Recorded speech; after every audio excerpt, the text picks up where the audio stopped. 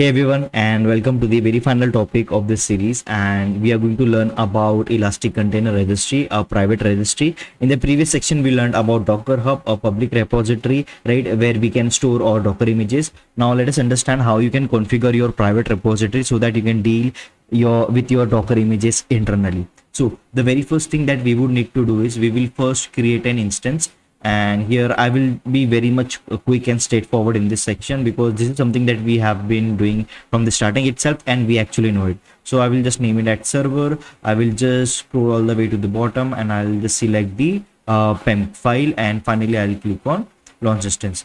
The AMI which I used is Amazon Linux. Feel free to explore. You can even choose Ubuntu, right? So I'll just select the instance ID and I will directly take the SSH. So I'll click on connect over here, and then I'll click on the sample SSH command, and in my terminal I will go and just connect to the instance.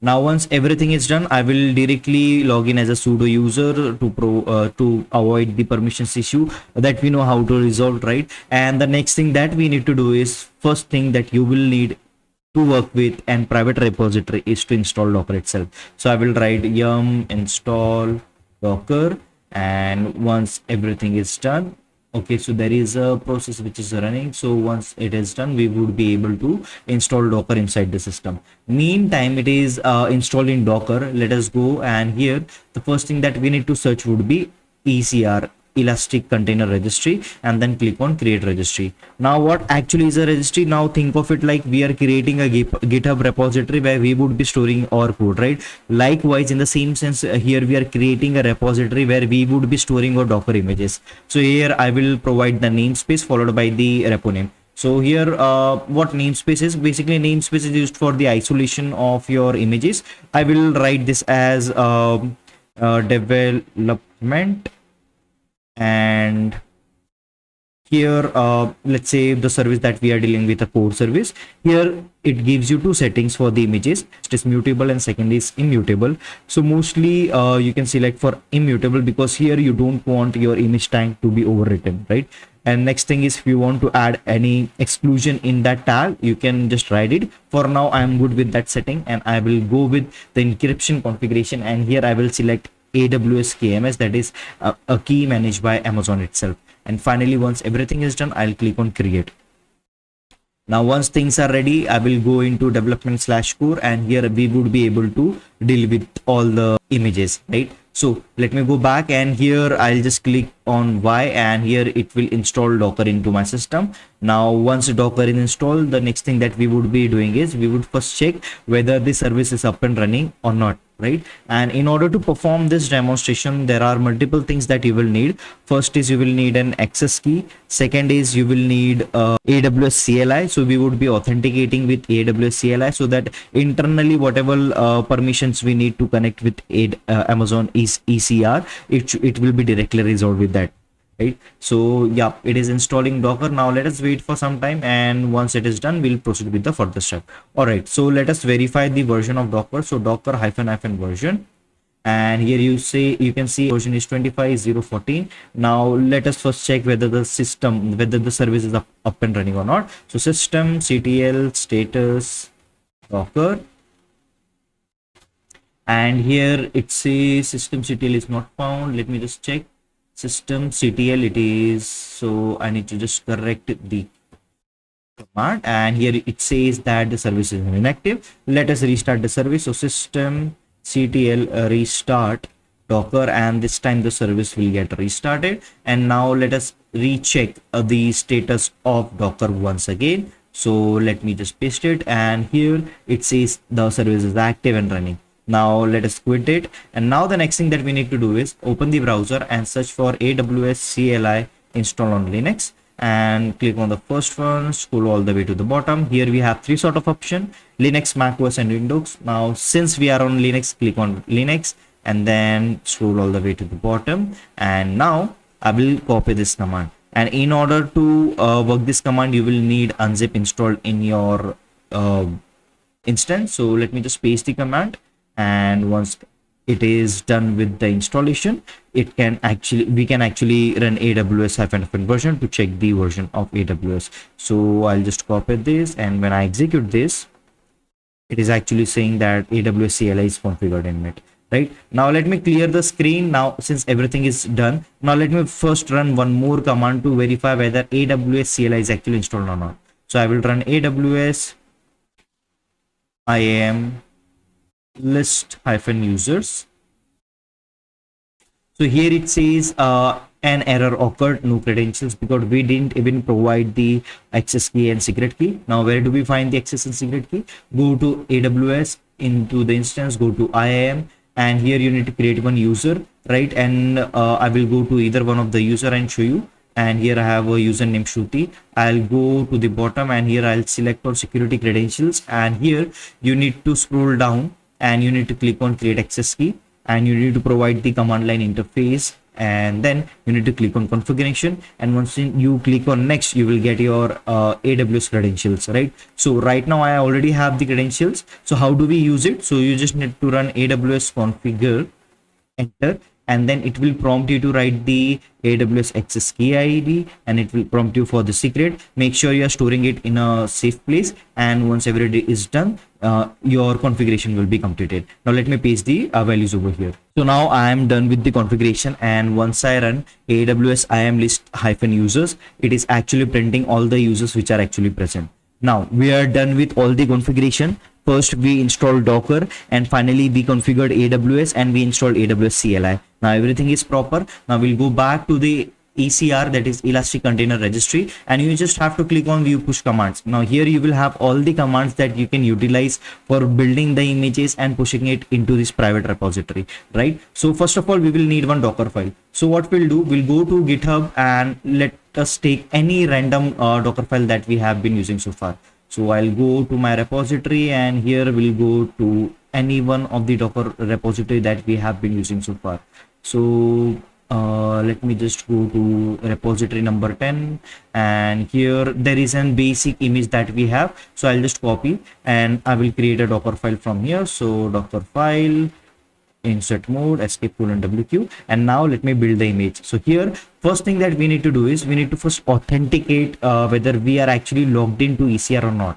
So I will copy this command. Now what actually it does, basically it will retrieve an authentication token, and it will authenticate our Docker client to the registry that we have just created. So I will just paste it over here, and once the authentication is completed, we will get the login succeeded message, right? Now the next thing that we need to do is we will again build an image. So docker build -t. Now here is the repository name, and here is the service name, and since my Docker file is present in the current working directory in the current build context, it actually built a Docker image for me.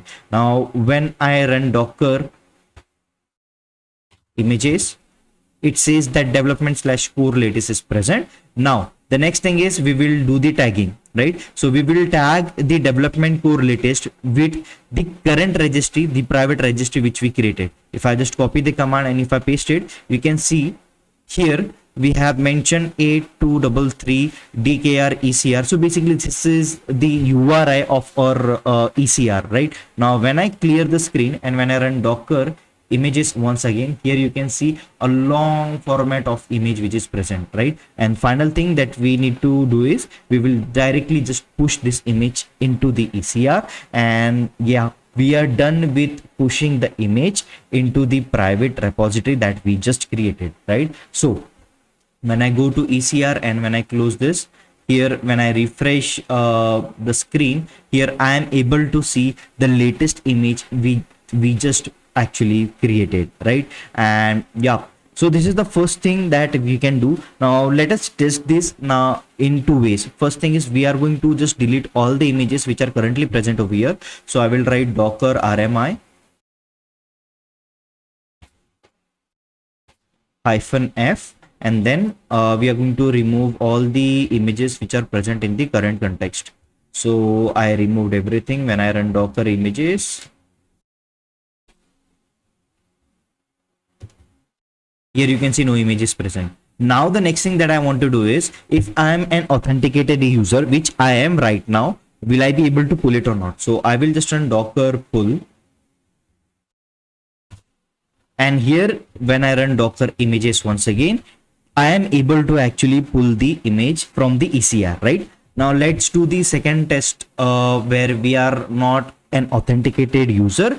So whether we would be able to pull the image or not. So here what I will do, I will run docker in my local system, okay, which will define that you are not an authenticated user. Or else what you can do, you can again create one instance and test it. So the best option would be, let me just create a new instance to actually show you how does things will be like when we are not an authenticated user, right? I will again create server 2,